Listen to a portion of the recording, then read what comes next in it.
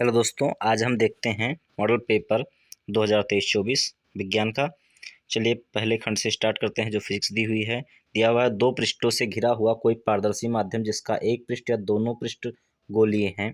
तो पहली चीज़ तो दिया हुआ है कि पारदर्शी है, ठीक है, और दो पृष्ठ हैं तो हमेशा क्या होगा, लेंस होगा, यानी ऑप्शन नंबर सी इसका सही आंसर है।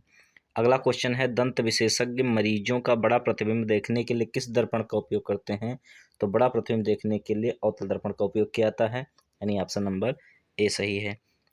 तीसरा है, किसी उत्तल लेंस के सामने 2f और अनंत के बीच कोई बिंब रखा है, इसका प्रतिबिंब बनेगा।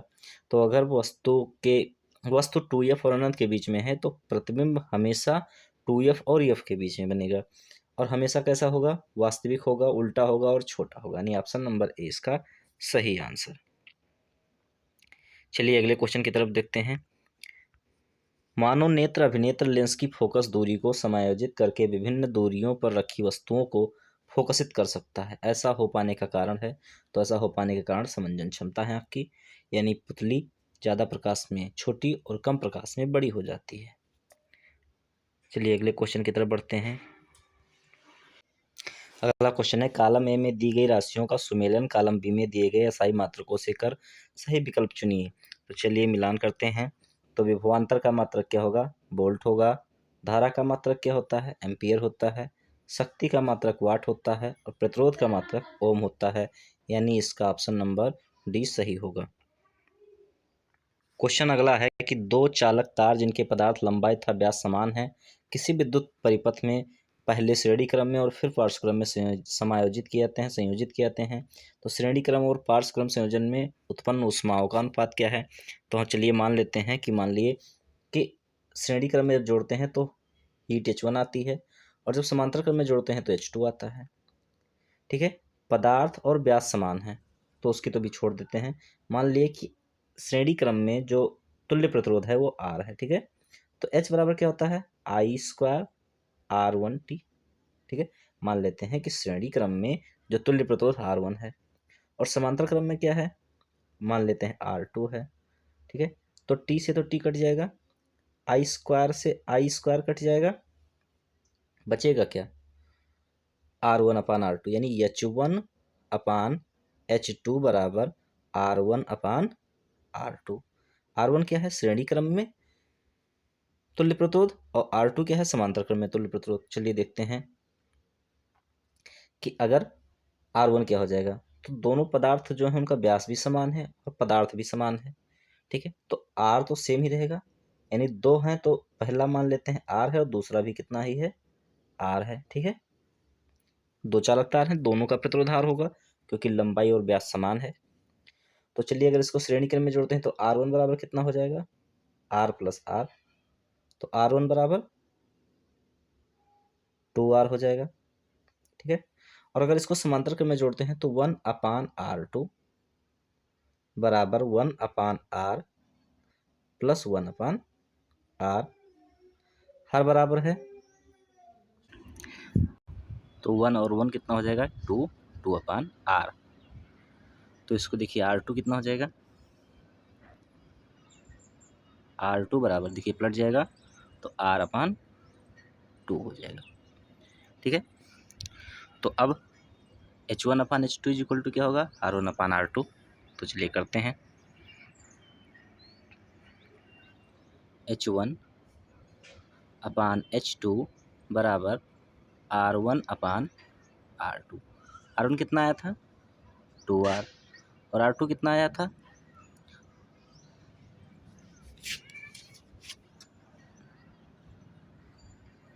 R2 आया था R अपान 2।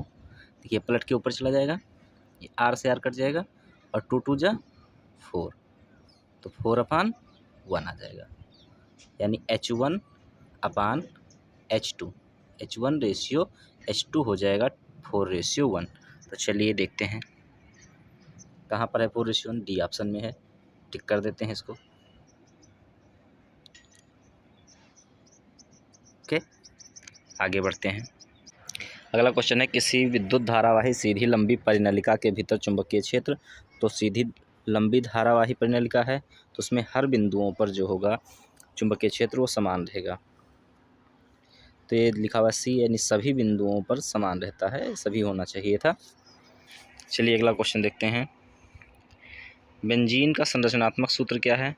तो बेंजीन देखिए, कार्बन कार्बन आपस में 6 कार्बन मिलकर एक बंद श्रृंखला बनाते हैं और एकांतर क्रम में हमेशा क्या होता है? डबल बॉन्ड होता है। यानी ये देखिए सी वाला ऑप्शन यहाँ पर सही दिख रहा है।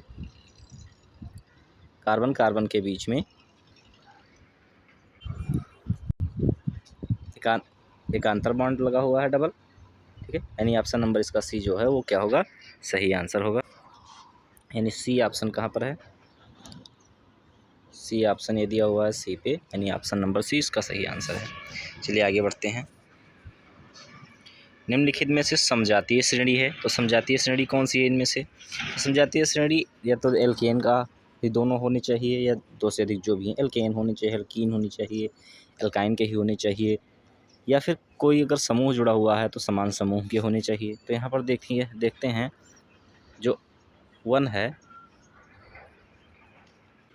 वन है वो देखिए CH4 और C2H6 जो एल्केन है दोनों, पहला मेथेन और दूसरा एथेन है, ठीक है। और यहाँ देखिए दोनों में OH जुड़ा हुआ है, हाइड्रोक्सिल आयन, ठीक है। तो यानी कि फर्स्ट और जो फोर्थ हैं ये दोनों समजातीय श्रेणी के हैं।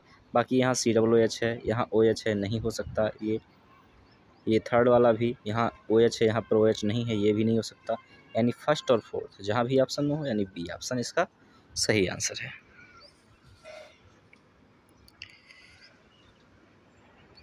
अगला क्वेश्चन है,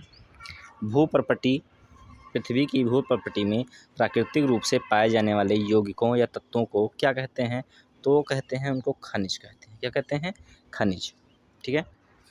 अगला है, दांतों का क्षय कब प्रारंभ होता है? तो दांतों का क्षय जब प्रारंभ होता है जब मुंह का जो pH मान है 5.5 से कम हो जाता है। बी वाला ऑप्शन सही है। अगला क्वेश्चन देखते हैं। अगला क्वेश्चन कह रहा है कि अभिकथन 1, जिंक सल्फ्यूरिक अम्ल के साथ अपक्रिया कर जिंक सल्फेट तथा हाइड्रोजन गैस बनाता है। यह एक विस्थापन क्रिया है। सही बात है, हाइड्रोजन गैस बन रही है तो विस्थापन क्रिया है ये। और दूसरा है, जिंक ऑक्सीजन के साथ अपक्रिया कर जिंक ऑक्साइड बनाता है। दोनों बातें सही हैं। तो चलिए अब आंसर देखते हैं। पहला कह रहा है कि दोनों अभिकथन 1 तथा 2 सही हैं तथा तर्क 2 अभिकथन का सही स्पष्टीकरण है। नहीं, स्पष्टीकरण तो नहीं हो सकता क्योंकि यहाँ पर ऑक्सीजन जुड़ रहा है, वहाँ पर विस्थापन क्रिया हो रही है, वहाँ जुड़ना, यहाँ विस्थापन हो रहा है, इसलिए पहली बात सही नहीं है। तो दूसरा क्या कह रहा है, अभिकथन 1 तथा तर्क 2 दोनों सही हैं, परंतु तर्क अभिकथन का स्पष्टीकरण नहीं है। ये वाला ऑप्शन बिल्कुल सही है, क्योंकि एक अभिक्रिया में क्या हो रहा है? एक अपक्रिया में विस्थापन हो रहा है और एक अपक्रिया में क्या हो रहा है? संयोजन हो रहा है, ठीक है। इसलिए ऑप्शन 2 वाला ही सही रहेगा। चलिए आगे बढ़ते हैं। 13 है, निम्नलिखित रासायनिक समीकरण को पूरा कीजिए। तो देखिए NaOH, यहाँ पर क्या भर दें कि ये बन जाए? तो यहाँ पर हम बी वाला चीज़ देखिए CH3COOH। यहाँ पर अगर CH3 और COOH अगर हम भर देते हैं तो देखिए CH3COOH हो जाएगा और उसके प्लेस पर क्या आ जाएगा? Na। क्या जाएगा? Na। और OH यहाँ से देखिए H और यहाँ से OH मिलके क्या बना देंगे? H2O, ठीक है। OH यहाँ का और यहाँ का H2O बन जाएगा और CH3COO के बाद Na लग जाएगा। यानी ये ऑप्शन नंबर 20 का सही आंसर है। चलिए अगले क्वेश्चन की तरफ बढ़ते हैं। अगला क्वेश्चन है, अंतः श्वसन के दौरान वायु प्रवाह का सही मार्ग कौन सा होता है? तो ये देखते हैं डी ऑप्शन, नासाद्वार, ग्रसनी, कंठ, श्वास नली, कूपिकाएं। पहले नासाद्वार से ग्रसनी में जाएगा, फिर कंठ में जाता है, फिर श्वास नली और फिर कूपिकाएं में पहुंच जाता है। चलिए आगे बढ़ते हैं। 15 नंबर कह रहा है कि निम्नलिखित कथन तथा कारण को पढ़कर दिए गए विकल्पों में से सही विकल्प का चयन कीजिए। पिता से प्राप्त क्रोमोसोम से बच्चों के लिंग का निर्धारण होता है। सही बात है, क्योंकि पिता में ही वाई गुणसूत्र पाए जाते हैं। कारण दिया हुआ है कि मानव पुरुष में एक X और दूसरा वाई गुणसूत्र होता है। बिल्कुल सही है, ये इसका कारण भी है। यानी अब जहाँ भी आंसर ऐसा मिले, कथन और कारण दोनों सत्य हैं, सही बात है, और कारण कथन की सही व्याख्या करता है, बिल्कुल सही आंसर है ये। जो कथन है वो कथन जो भी कहा गया है उसका कारण नीचे दिया गया है, सही लिखा हुआ है। चलिए आगे बढ़ते हैं। विद्युत आवेग के प्रवाह की दिशा कौन सी है? तो देखिए सब उल्टा जुड़े हुए हैं, ये सी वाला सही जुड़ा हुआ है, ठीक है, इसलिए ऑप्शन सी इसका सही होगा। थायरॉक्सिन के बारे में कौन सा कथन सही नहीं है? थायरॉक्सिन के बारे में कौन सा कथन सही नहीं है? तो ए ऑप्शन जो कह रहा है कि थायरॉक्सिन के संश्लेषण के लिए लौह आवश्यक होता है, ये बात गलत है, यानी यही ऑप्शन सही होगा।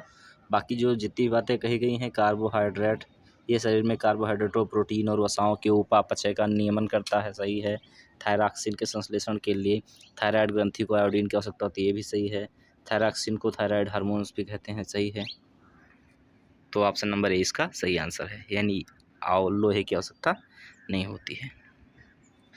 आगे बढ़ते हैं 3 नंबर क्वेश्चन पर। निम्नलिखित में से ए, बी और सी किस क्रम में होते हैं? तो देखिए जो ए है वो प्रांकुर है, जिससे तना और पत्तियां बनती है उसको प्रांकुर बोलते हैं। जो बी है वो क्या है? वो बीजपत्र है। और सी क्या है? सी है मूलांकुर। तो इनमें से देखते हैं ऑप्शन कौन सा सही है। तो ऑप्शन देख लेते हैं। ए क्या है? प्रांकुर है। तो ए पे प्रांकुर कहाँ पर दिया है? ये बी में और सी में।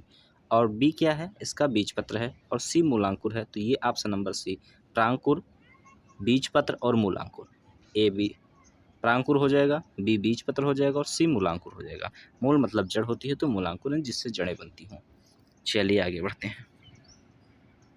जनन की अलैंगिक विधि से उत्पन्न संतति में परस्पर अधिक समानता होती है, क्योंकि यहाँ देखिए कुछ आंसर दिए गए हैं कि अलैंगिक जनन में केवल एक जनक भाग होता है, ठीक है। तो सही बात है, जैसे पेड़ हमने अलैंगिक जनन कराना है, कलम लगाई तो कलम में सिर्फ एक ही भाग को हमने जनन करा लिया है, यानी पहला सही है। अलैंगिक जनन में युग्मक शामिल नहीं होते, इसमें युग्मक बनते नहीं, सीधे पेड़ काटा, हमने ज़मीन में लगा दिया, उससे अंकुर निकल आए, तो ये दूसरा भी सही है। बाकी कह रहा है पहले बाद ये सब हो नहीं सकता, तो 1 और 2 सही। चलिए, एक आहार श्रृंखला में तीसरे पोषी स्तर पर हमेशा कौन होता है? तो तीसरे पोषी की बात कर रहा है। पहले पर क्या हो जाएगा? पेड़, जो खुद खाना बनाते हैं। दूसरे पर पेड़ को खाने वाले यानी शाकाहारी, ठीक है। और तीसरे पर क्या होते हैं? मांसाहारी। क्या होते हैं? मांसाहारी। तो जो मांसाहारी होंगे वो क्या होंगे? तीसरे पोषक के घटक होंगे, यानी ऑप्शन नंबर ए इसका सही आंसर है।